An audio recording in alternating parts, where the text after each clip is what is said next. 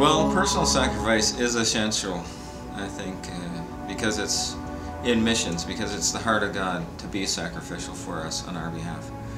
You know, He so loved the world that He gave, and Jesus was the one that He gave.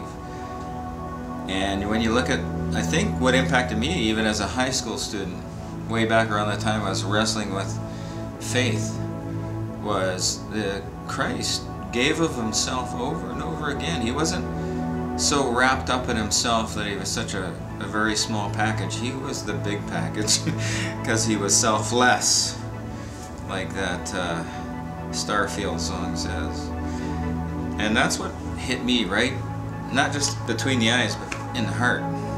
It was like His ministry was always giving of Himself, cleansing lepers, healing people, providing food, lambasting the injustice of the Pharisees.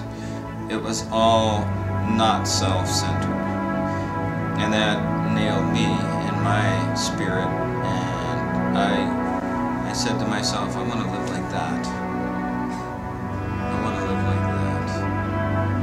And when you think God, His Son not sparing, sent Him to die so that we could live, that's the core of missions. Well, I think if the next generation, you know, gives up on self-sacrificial living and costly discipleship, the church is going to not look like Jesus Christ anymore. That's the bottom line. Because that's what He was all about. That's what mission is going and giving. And without the self-sacrifice, without the giving, without that costly following of Jesus Christ and emulating His lifestyle, the mission's lost.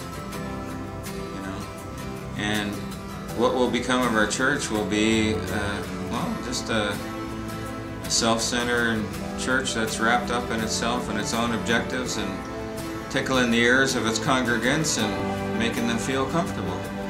And Jesus did not come to do that. He came to challenge us, to call us to the kind of work He was doing. It was that liberating, social justice finding, redemptive, selfless work. And you know what?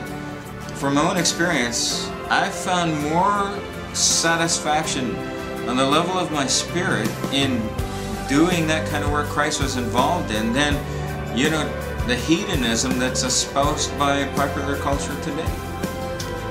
So, the reason why maybe the new generation doesn't know about this kind of fulfillment is because it's never dabbled in it enough. So here's my encouragement: dabble, dive in,